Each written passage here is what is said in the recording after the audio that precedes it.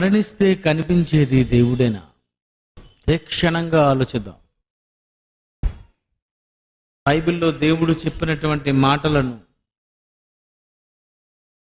ఆదికాండం నుండి ప్రకటన గ్రంథం వరకు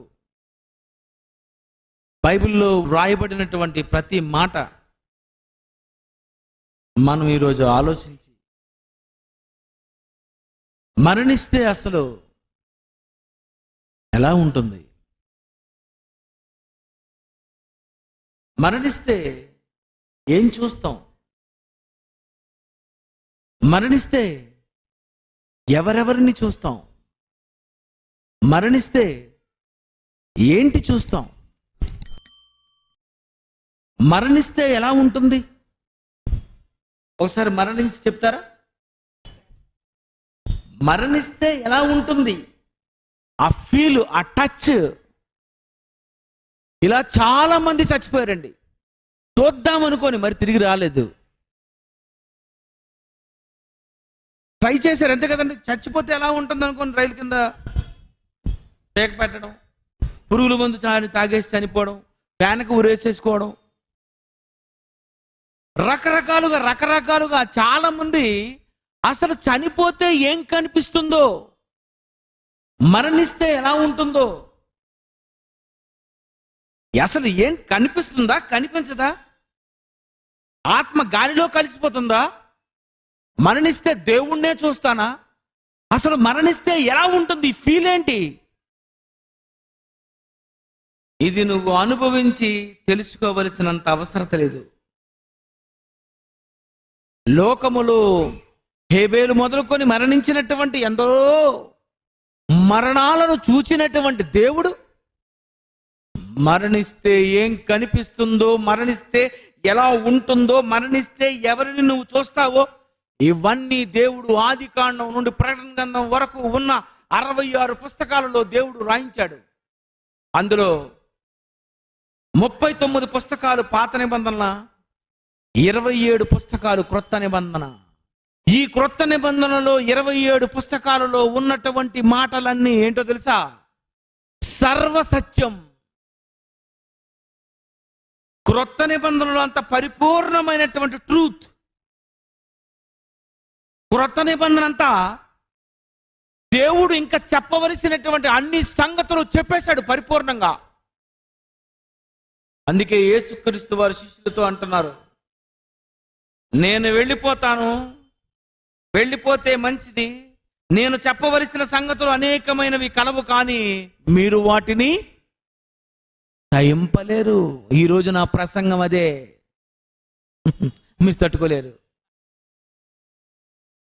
యోహాను సువార్త 16వ అధ్యాయం, యోహాను సువార్త 16వ అధ్యాయం 13. అయితే ఆయన అనగా నేను వెళ్ళిన తర్వాత పరిశుద్ధాత్మ దేవుడు వస్తే సర్వసత్యం పూర్తిగా ఇంకా మీకు క్లియర్ తెలిసిపోతుంది. మరణిస్తే ఏమవుతుంది? క్లియర్ ఇంక తిరిగిలేదు.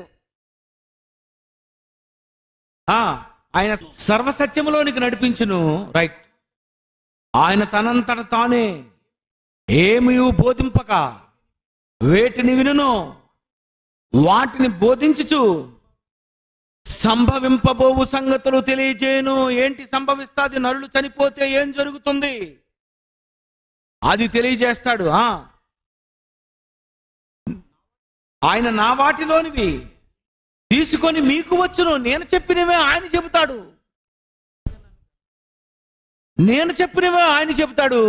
అయితే నేను చెప్పవలసిన సంగతులు ఉన్నవి కానీ మీరు వాటిని సహించలేరు. కానీ నేను చెప్పను, ఆయన వచ్చిన తర్వాత మీకు చెబుతాడు. అదే పరిశుద్ధాత్మ ప్రేరణతో అపోస్తలులతో రాయబడినటువంటి 27 పుస్తకాలు కలిగినటువంటి క్రొత్త నిబంధనే సర్వసత్యం. పాత నిబంధనలో కొన్ని సంగతులు ఉంటాయి, క్రొత్త నిబంధనలో కొన్ని సంగతులు ఉంటాయి. పాత నిబంధనకు క్రొత్త నిబంధన లింక్ డాక్యుమెంట్. పాత నిబంధన క్రొత్త నిబంధన కలిపి చాలా జాగ్రత్తగా నువ్వు పరిశీలించి నువ్వు మాట్లాడాలి. అప్పుడు అసలైన సంగతి అంతా తెలిసిపోతుంది. రైట్. మరణిస్తే కనిపించేది దేవుడేనా? అసలు మరణిస్తే ఎలా ఉంటుంది నేను చెప్తాను. నేను మరణించాను అనుకోండి, ఏం జరుగుతుందో తెలుసా? మీరు మరణించారనుకోండి, ఏం జరుగుతుందో తెలుసా? దేవుడి దగ్గరికి వెళ్ళిపోకండి, ప్రస్తుతానికి మీ గురించి ఆలోచించుకోండి. నా పేరు జాన్సన్ విక్టర్. నాకు ముక్కు, చెవులు, నోరు, చేతులు, కాళ్ళు ఇవన్నీ ఉన్నాయి. కానీ నేను జాన్సన్ విక్టర్ని కాను. నాకున్న పేరు ఈ శరీరానిది కాదు. నా శరీరానికి ఆల్రెడీ పేర్లున్నాయి. ముక్కుకు ముక్కు, కన్నుకు కన్ను, పళ్ళు, ఊపిరితిత్తులు, కిడ్నీలు, గుండెకాయలు, పేగులు, మరి అని చెప్పండి. అది దాని పేరు. జాన్సన్ విక్టర్ ఎవరి పేరు? నేను సూట్ వేసుకున్నాను. నేనేం చేస్తాను? తర్వాత మీటింగ్ అయిపోతే తీసేస్తాను. ప్యాంటు వేసుకున్నాను, తీసేస్తాను. వేసుకున్నది తీసేస్తాను. ఇది జాన్సన్ విక్టర్ గారు అండి అని అనరు. ఇది ఆయన సూట్, ఇది ఆయన కారు. ఆయన ఎక్కడున్నారు? మంచమే పడుకున్నారు. అలాగే ఈ శరీరం ఉంది. ఈ శరీరము జాన్సన్ విక్టర్ యొక్క శరీరము. జాన్సన్ విక్టర్ యొక్క కోట్ ఇది. ఇది నా శరీరం. ఇది నేను విప్పి పడేస్తాను. లోనేముంది? Johnson Victor. అందుకే ఒకవేళ నేను మరణించాను అనుకోండి, అప్పుడు నా భార్య ఏమంటారు తెలుసా? మా ఆయన లేరండి, మా ఆయన పోయారండి, మా ఆయన వెళ్ళిపోయారండి, మరి పెట్లో ఉన్నది ఎవరమ్మా అని చెప్పండి. ఆయనేరి వెళ్ళిపోయారు. ఎవరు? Johnson Victor. ఎవరైనా ఆత్మ. అది ఆత్మ. నా ఆత్మను నేను ఇప్పుడు చూసుకున్నానా? నీ ఆత్మను నువ్వు చూసుకున్నావా? దేవుడు ఏమై ఉన్నాడు? ఆయన ఆత్మ ఉన్నాడు. ఆయన గురించి తర్వాత ఆలోచిద్దాం తీక్షణంగా. మరణిస్తే నువ్వేమైపోతావు? ఆత్మ అయిపోతావు. అంటే నేను మరణించిన తరువాత నా ఆత్మను చూసుకునే రోజన్నమాట అది. అవునా? నిజమంటారా అబద్ధం అంటారా? నువ్వు చనిపోగానే నీకేమనిపిస్తా తెలుసా? ఆత్మ అంటే ఎలా ఉంటుందా? నేనిదా శరీరము మట్టిలో నుండి వచ్చింది, మట్టిలోకి వెళ్ళిపోయింది. ఈ శరీరాన్ని అయితే పడిపోయింది, పెట్టిలో ఉంది, మంచం మీద ఉంది. కానీ లోనున్న నేను రాగానే ఫస్ట్ నన్ను నేను చూసుకునే, ఆత్మను చూసుకునే రోజే మరణించే రోజు. నిన్ను నువ్వు చూసుకోగలవా? చూసుకోలేవా? ఎందుకు చూసుకోలేవు? మరణిస్తే ఏం కనిపిస్తుందో ఆలోచించడం ప్రారంభించాను నేను. నువ్వు మరణించగానే నువ్వేంటో నీకు తెలిసిపోతుంది. నీకు మరణిస్తే దేవుడంటే ఏంటో నీకు తెలిసిపోతుంది. నువ్వు మరణిస్తే నువ్వు ఎందుకు ఎక్కడికి వెళ్ళిపోయావో అన్నది నీకు తెలిసిపోతుంది. నువ్వు మరణిస్తే ఆ శవం ముందు ఏడుస్తున్నోళ్ళు ఎవరో కూడా నీకు తెలిసిపోతుంది. నువ్వు మరణిస్తే ఈ సృష్టి అంటే ఏంటో నీకు అర్థమయ్యే మొదటి రోజే, చివరి రోజే నువ్వు మరణించే రోజు. ఇదేంటిది? మొక్క, చెట్టు. ఇదిగోండి, ఇది ఫ్యాన్లో నుండి ఒకటి వస్తుంది. ఏంటది? గాలి. ఏంటది? ఎవరమ్మది? మీ పిన్న, మీ అక్క, మీ వదిన. ఎవరింతకీ గాలి? నీరు. ఈ కళ్ళతో మానవుడు చూస్తున్నవి గాలి అంటున్నావు, నీరు అంటున్నావు, ఆకాశం అంటున్నావు, భూమి అంటున్నావు, పంచభూతాలు అంటున్నావు, అగ్ని అంటున్నావు. కానీ గాలిని గాలి గాలి గాలి గాలి అన్నావు, నీరుని నీరు నీరు నీరు నీరు అన్నావు, అగ్నిని అగ్ని అగ్ని అగ్ని అన్నావు, భూమిని భూమి భూమి భూమి అన్నావు. దీనిని మొక్క అన్నావు, దీనిని చెట్టు అన్నావు, దానిని పండు అన్నావు, దీనిని పువ్వు అన్నావు. మరణిస్తే ఏమంటావో తెలుసా? మరణించిన తర్వాత ఈ గాలిని నువ్వేమంటావో తెలుసా? దేవుడు ఏమి రాశాడో ఒకసారి మీరు చూడండి. హెబ్రీ పత్రిక మొదటి అధ్యాయము 7వ వచనము. తన దూతలను వాయువు గాలి ఎవరు? వాయువు అంటే వాయువు ఎవరండి? గాలి కదా. వాయువు ఎవరండి? గాలి. ప్రొఫెసర్ నీళ్ళు అడుగుదాం. ఎవరిని? మీ హైదరాబాద్లో ఉన్న పప్పుచారు నీళ్ళు అడిగితే ఏమంటాడు తెలుసా? ఎయిర్ స్టైల్కి చెప్తాడు. తెలుగులో చెప్పండి అంటే గాలి, ఆక్సిజన్, ప్రాణవాయువు, నైట్రోజన్, డేటోజైన్, హైడ్రోజన్. ఏటా లాంగ్వేజ్? అది ఎవరు ఆ గాలి అని అంటే గాలిని గాలి అన్నావు, గాలిని నైట్రోజన్ అన్నావు, గాలిని ఏదో పేర్లు పెట్టి చెబుతున్నావు. కానీ గాలిని కలిగించిన దేవుడు చెబుతున్నాడు డైరెక్ట్ గా. గాలి ఎవరు? దూతలు. ఇప్పుడు అందరూ ఒక గాలి పీల్చుకోండి, ఒకసారి పీల్చుకోండి. పీల్చుకున్నారా? ఏం పీల్చుకున్నారు? గాలిని పీల్చారా? గాలిని కాదర్రా, గాలిని పీల్చలేదు. ఒరిజినల్ చెప్పండి. గాలి ఎవరు? ఇప్పుడు చెప్పండి, ఏం పీల్చారు? దూతను పీల్చారట. చాలా డీప్గా ఉంటుంది సబ్జెక్ట్. అదిరిపోద్ది. 2 రోజులు నిద్ర రాదు మీకు. ఎప్పుడు చచ్చిపోదామా అనిపిస్తుంది. ఏంటది పిలుస్తున్నది? ఏంటి?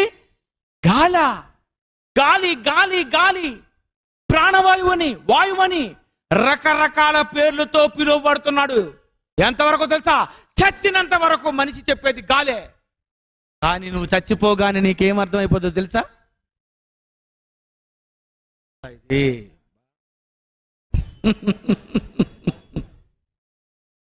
తన దూతలను వాయువులుగాను, తర్వాత ఏం చెప్పాడు చూడండి, తన సేవకులను అగ్ని జ్వాలలు. తన సేవకులు అంటే వాళ్ళు దూతలే. సూర్యుడెవరు? సన్. సూర్యుడెవరు?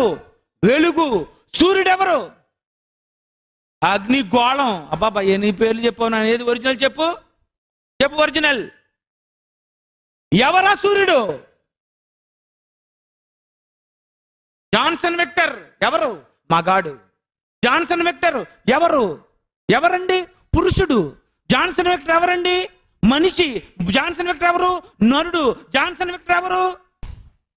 ఎంతవరకు చెప్తావు తెలుసా? లాస్ట్కి వచ్చేసరికి నువ్వు ఏదేదో పేరు చెప్తావు.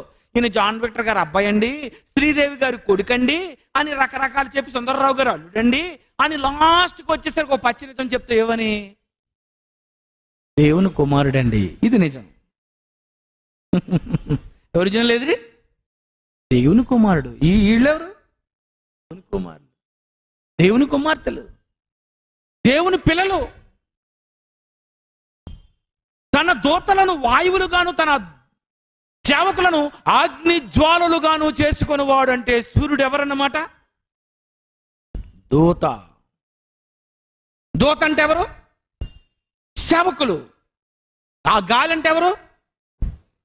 సేవకులు. గాలి అంటే ఎవరండి? సేవకులు. సేవకులండి. గాలి ఎవరు? సేవకులు. సూర్యుడు ఎవరు? ఇంతకీ గాలి ఎవరు? సేవకులైన ఆత్మలు, సేవకులైన దూతలు. అగ్ని ఎవరు? దూత. అగ్ని ఎవరు? దూత. గాలి ఎవరు? దూత. దూతలు ఎవరు? సేవకులు. దూతలు ఎవరు? సేవకులు. సేవ చేస్తున్నారా మీకు? రాత్రి బాగా వర్షం పడిపోయిందని దుప్పటి కప్పించుకున్నామండి, కానీ లోనుండి నాకు సౌండ్ వస్తుంది.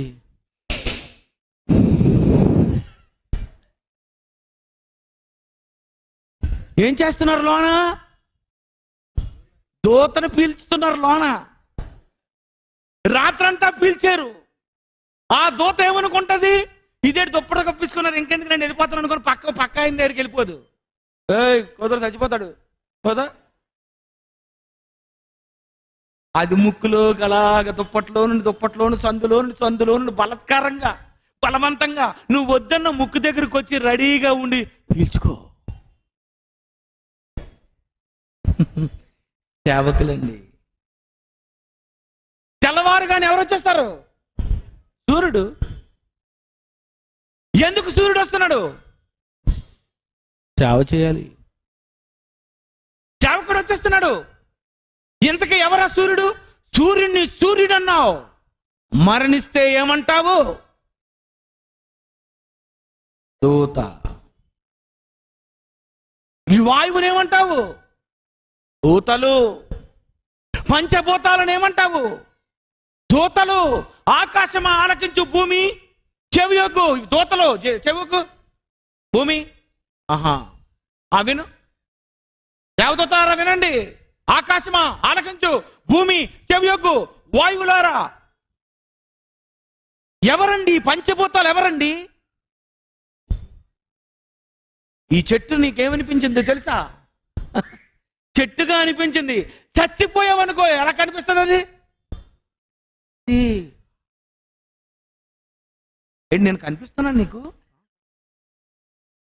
ఏంటి మీరా మా కార్బన్ డైఆక్సైడ్ తీసుకొని మీరు ఆక్సిజన్ ఇస్తున్నది నువ్వా? మరణిస్తే ఏం జరుగుతుందో ఒక్కసారి మీరు ఆలోచించాలి. ఇవన్నీ ఆలోచించాలంటే బైబిల్ జ్ఞానము నీకు ఉండాలి. దేవుడే నీకు చెప్పాలి. దేవుడు నీకు చెప్పాలి. బైబిల్ దేవుడు రాసిన గ్రంథమని నువ్వు నమ్మాలి. ఈ బైబిల్ని నమ్మితే అసలు మరణించక ముందే దేవుడు అంటే ఏంటో, ఎలా ఉంటాడో, ఆయన లక్షణాలు ఏంటో తెలిసిపోతాయి. అదే నిన్న మీరు విన్నారా? ఎవరు ఈ సృష్టి? ఆయన అదృశ్య లక్షణము, ఆయన లక్షణాలు ఇవన్నీ. భూమి మీద బ్రతికుండగా ఆయన లక్షణాలు చూస్తున్నారు మీరు. మరణిస్తే ఏం చూస్తారు? మరణిస్తే ఈ లోకంలో ఉన్న వారిని అందరినీ మీరేమనుకుంటారు? ఒక పువ్వుని చూస్తే ఏమనుకుంటావు? అవధూత పువ్వుగా మారింది. ఒక పండుని ఏమనుకుంటావు? దేవదూత పండుగా మారిపోయింది. ఓహో, ఇవి దేవదూతలా ఇవి. కానీ ఇప్పుడు నీకు మామిడి పండు దగ్గరికి వెళ్ళగానే ఏమనిపిస్తుంది? అది దూత అంటే కాదు, మామిడి పండు అంటావు. అదే చచ్చిపోతే దూత. నోరు మీ పండు కాదు, దూత. మరణిస్తే ఆ టచ్ ఎలా ఉంటది? అసలు మరణిస్తే నీ అనుభవం ఎలా ఉంటుంది? మరణిస్తే నీకేమవుతుంది? ఈ సృష్టి ఎవరో తెలిసిపోతుంది. సృష్టికర్త ఎవరో? ఓ ఇతనా ఎవరో అనుకున్నావు. నీకు అన్ని తెలిసిపోతాయి. అది ఎలా తెలిసిపోతుందో, ఏమైపోతుందో. మరణించక మునిపే దేవుడు అన్ని విషయాలు సర్వసత్యము పరిశుద్ధాత్మ ద్వారా రాయించాలని దేవుడు అనుకొని 27 పుస్తకాలైన క్రొత్త నిబంధనలో, 39 పుస్తకాలైన పాత నిబంధనలో, పాత నిబంధన క్రొత్త నిబంధన కలిసి 66 పుస్తకాలలో దేవుడు రాసేశాడు. ఏమనంటే మరణం తర్వాత ఏం జరుగుతుందో సొలొమోను చెప్పలేకపోయాడు. ఎందుకంటే అతనికి ఇంకా చెప్పలేదు. నేను యేసుక్రీస్తు వారు ఏమంటున్నారు? నేను ఇంకా చెప్తాను కొన్ని సంగతులు మీరు సహించలేరు, కానీ మా తమ్ముడు వస్తారు. ఎవరు? పరిశుద్ధాత్మ దేవుడు. ఆయన వచ్చి చెప్తాడు. ఆయన వచ్చి అపోస్తుల ద్వారా రాయించేశాడు. రాయబడిపోయినటువంటి ఈ 66 పుస్తకాలలో మరణం తర్వాత ఏం జరుగుతుందో తెలుసుకోవాలనుకుంటే మరణించిన తర్వాత అసలు ఏం జరుగుతుంది? ఏం జరుగుతుంది? అసలు ఎవరు మరణిస్తున్నారు? మరణిస్తే ఎలా ఉంటుంది? అసలు ఫీల్ ఎలా ఉంటుంది? ఆ టచ్ ఎలా ఉంటుంది? ఇప్పుడు మరణిస్తున్నటువంటి డైరెక్ట్గా ఒక మనిషి దగ్గరికి వెళ్ళిపోదాం. ఓకే, లూకా సువార్త 23వ అధ్యాయము 46వ వచనము. అప్పుడు యేసు గొప్ప శబ్దముతో కేక వేసి, తండ్రి చెప్పేశాడు ఆయన, చనిపోతున్న వ్యక్తి యేసుక్రీస్తు వారు డైరెక్ట్గా, ఇప్పుడు మనం ఎవరి దగ్గరికి వెళ్ళాం, బైబిల్లో ఉన్న వాళ్ళ దగ్గరికి వెళ్ళిపోతాం డైరెక్ట్, బాగుంటుంది కదండి. మరణించే ముందు అంటున్నాడు, తండ్రి నా ఆత్మను నీకు అప్పగిస్తున్నానని కేక వేశాడట. కేక వేసి ఆయన ఇలాగూ చెప్పి ప్రాణము విడిచెను. ఆత్మ పోతుంది, ప్రాణము పోతుంది. ప్రాణం పోవాలంటే ముందు ఏం పోవాలి? ఆత్మ పోవాలి. ఆత్మ పోయిందంటే ఏమవుతుంది? ప్రాణం పోతుంది.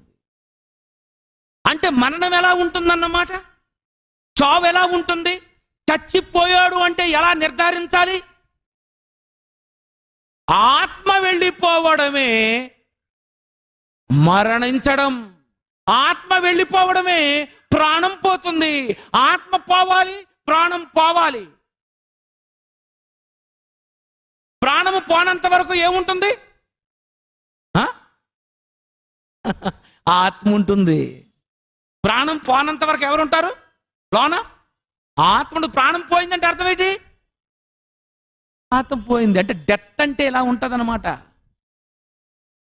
హైదరాబాద్లో ఉన్న మెడికల్ కాలేజీలో ఉన్నవాడు కూడా తెలీదు, బైబిల్కి తప్ప, బైబిల్ ఓపెన్ యూనివర్సిటీకి తప్ప ఎవరు చెప్పలేరు ఇవి. ఇది దేవుడు డైరెక్ట్గా రాయించిన దైవ గ్రంథము గనుక ఇవన్నీ నువ్వు నమ్మితే నమ్ము. వాస్తవం ఇది. యేసు ఆత్మను అప్పగించాడు, ప్రాణము వదిలేడంటే ప్రాణము పోయే ముందు ఆత్మ పోవాలన్నమాట. ఆత్మ వెళ్ళనంత వరకు లోనేముంటుంది? ప్రాణమే ఉంటుంది. ప్రాణం ఉంటుంది అంతే. ఈ ప్రాణము ప్రాణముగా ఉండాలంటే మళ్ళీ ఉండాలి, ఆత్మ ఉండాలి. ఆత్మ ఉండాలి. ప్రియమైన దేవుని పిల్లరా, యేసు ఆత్మను అప్పగించాడు, ప్రాణము పోయిందంటే మరణిస్తే ఏం జరుగుతుందంటే ఆత్మ వెళ్ళిపోతుంది. ఆత్మను అప్పగిస్తున్నాడు. ఆత్మ వెళ్ళిపోవడం చూస్తున్నాం మనం. ఎవరిని చంపేస్తే బాగోదు కదండి, మర్డర్ కేసు పెట్టేస్తారు. కనుక చనిపోయిన వారిని ఇప్పుడు మనం ఎంక్వైరీ చేయాలి. ఎవరు చనిపోతున్నారు ఫ్రెష్గా? యేసుక్రీస్తు వారు. యేసుక్రీస్తు వారు ఏం చేస్తున్నారు? ఆత్మను అప్పగించేస్తున్నాను అనగానే లోనున్నటువంటి ప్రాణము పోయిందటండి. బాగుంది. అంటే మరణించే ముందు వెళ్ళిపోయేది ఆత్మ అన్నమాట. ఆ ఆత్మను దేవునికి అప్పగించాలి. ఎవరు అప్పగించాలి? ఎవరు అప్పగించాలి? ఎవరి ఆత్మను వాళ్ళే అప్పగించుకోవాలి. అది మనం ఏం చేస్తాం? చచ్చిపోయిన తర్వాత శవాన్నేమో ఎక్కడ తీసుకొస్తాం ఎక్కడికి? చర్చిలోనికి. అప్పుడు మనం ఏమంటాం? అయ్యగారు ఏమంటారు? ప్రభువా నీ ఆత్మను నీ సన్నిధికి చేర్చుకో. రాత్రి వెళ్ళిపోయాడు. నువ్వు చేర్చుకోమని చెప్పడం ఏంటి? నువ్వెవడమే? నువ్వేనా కలెక్టర్వా? నువ్వేనా జడ్జివా? నువ్వెవరివి? పాస్టర్ గారువా? పాస్టర్ గారు అయితే నీకు బైబిల్ తెలుసా? బైబిల్ తెలిస్తే ఏమనాలి? నా ఆత్మను నేను అప్పగిస్తున్నాను అనుకోవాలి. ఆయన ఏ రోజు గుడికి రాలేదు పాపం. అప్పుడప్పుడు వచ్చాడు. క్రిస్మస్ నాడు వచ్చాడు, 31st నైట్కి వచ్చాడు. ఎందుకంటే మరి 31st నైట్ సంగతి ఏంటంటే చెప్పండి. 31 రాత్రి అనగానే ఏమనుకున్నాను? 31 పచ్చబద్దాలు. దేవా ఇంతకాలం ఏదో జరిగిపోయింది. ఈ రాత్రి నుండి దేవా మీకు మాటిస్తున్నాను, ఈ 2017కి సేమ్ పోయిన సంవత్సరం ప్రార్థనలాగా ఉంది. అదే తండ్రి, సేమ్ అదే సేమ్ జెరాక్స్. ఏం టెన్షన్ ఏం లేదు. 31st నైట్ 2016 ఏం చేసావో 2015 అదే చేసావు. ఇదా? ఏ రోజు నీ ఆత్మను నీవు అప్పగించకుండా, దేవుని దగ్గరకు రాకుండా, మీటింగ్లు పెట్టించకుండా, సభలకు రాకుండా, దేవునికి ఇవ్వకుండా, ఏమీ చేయకుండా హైదరాబాద్లో ఊరి మీద తిరుగుతూ హుసేన్ సాగర్కి వెళ్ళి చూసుకొని చచ్చిపోయావు కదా నువ్వు. అలాంటి వాడివైన నీవు ఎక్కడో బస్సు గుద్దేస్తే చచ్చిపోయిన శవాన్ని తీసుకొచ్చిన తర్వాత నేనేమని ప్రార్థన చేయాలి? ఈ దాసుని ఆత్మను నీ సన్ని. అప్పుడు దేవుడు అంటాడు, నువ్వెవరు? నీదే వెళ్దో నువ్వే తినగలేవు. యేసు మాట్లాడుతున్నాడు. ఎవరు మాట్లాడాలి? ఎవరు ఆత్మను అప్పగించుకోవాలి? ఆయనే ఆత్మ అప్పగించుకోవాలి. నీకు నువ్వే అప్పగించుకోవాలి. నీకు నువ్వే అప్పగించుకోవాలి. నువ్వే దేవుని తెలుసుకోవాలి. నువ్వే దేవుని దగ్గర రావాలి. నువ్వే దేవునికి ఇవ్వాలి. నువ్వే దేవుని గురించి పాడాలి. నువ్వే దేవుని గురించి చెప్పాలి. ఇవ్వాల్సిందంతా నువ్వేమంటావు ప్రార్థన చేస్తూ? ప్రభువా నన్ను నడిపించు తండ్రి. నడిపించాలా? అన్నం తింటూ ఎప్పుడైనా అన్నావా ప్రభువా తినిపించు తండ్రి?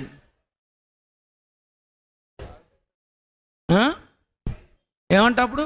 చిన్న ప్రార్థన చేసుకుందాం. ఎక్కువ ప్రార్థన అయితే మాంసం కూర దాచేస్తారని భయం. ఏంటి నడిపించాలా? ప్రభువా కాపురానికి వెళ్తున్న తండ్రి, కొత్త తెలీదు తండ్రి శోభనం ఎలా ఉంటుందో అన్నావు ఎప్పుడన్నా? లోన్ ఎప్పుడు గ్లాస్తో వస్తుందా పాలతో వస్తుందని. ఇక్కడ మాత్రం నడిపింపొద్దు ఆయనకి కదా. ప్రభువా దేవుని పని చేసేటట్టుగా చెయ్యండి తండ్రి. నువ్వు డ్యూటీకి నువ్వు మాత్రం వెళ్తావు. నిన్ను నీవు అప్పగించుకోవాలి. మరణించక ముందు నిన్ను నీవు చెప్పుకోవాలి. ఒక వ్యక్తి మరణిస్తే ఆత్మ వెళ్ళిపోతుంది, ప్రాణము వదిలేస్తుంది. ఇది జరిగింది యేసు దగ్గర. మరొక డెత్ దగ్గరికి వెళ్దాం, ఏం జరుగుతుంది అదిరిపోద్ది. అపోస్తుల కార్యాలు 7వ అధ్యాయము, అపోస్తుల కార్యాలు 7వ అధ్యాయము 55. అయితే అతడు పరిశుద్ధాత్మతో నిండుకొనిన వాడై ఆకాశము వైపు తేరి చూచి దేవుని మహిమను, దేవుడు డైరెక్ట్ ఫేస్ కాదు, జాగ్రత్త వినాలి. బైబిల్లో రాయబడిన మాటే చెప్తున్నాను, నేనేం మార్చడం లేదు. స్టెఫను ఆత్మవశుడైపోయాడట. దేవుని మహిమ, యేసు దేవుని కుడిపార్శ్వమందు నిలిచి ఉండుట చూచి ఏం చూస్తున్నాడు స్టెఫను? చచ్చిపోక ముందు ఆకాశము తెరువబడిందట. చూశాడు. ఎవరున్నారు అక్కడ? దేవుని మహిమ, దేవుని మహిమ, మహిమ మహిమ దేవుని మహిమ ఆకాశములో. దేవుని మహిమను యేసు దేవుని కుడిపార్శ్వమందు నిలబడ్డాడట. ఒక ఆయన, ఎవరైనా? యేసుక్రీస్తు వారు. నమ్ముతారా నమ్మరా? నాకు ముందు హైదరాబాద్లో ఉన్న వాళ్ళు చెప్పాలి, నాకు ముందుకెళ్తాను. సరదాగా ఆశకాలాడుతున్నాడా స్టెఫెను? నిజం చెబుతున్నాడా? నిజం ఇది. దేవుని మహిమ, ఆకాశం తెరువబడింది. దేవుని మహిమ కుడిపార్శ్వం ముందు ఎవరున్నారు? యేసుక్రీస్తు వారు ఉన్నారట. అంటే యేసు ఎక్కడున్నాడు? తండ్రి కుడిపార్శ్వమందు. ఇంతకీ మరి తండ్రి ఎక్కడున్నాడు?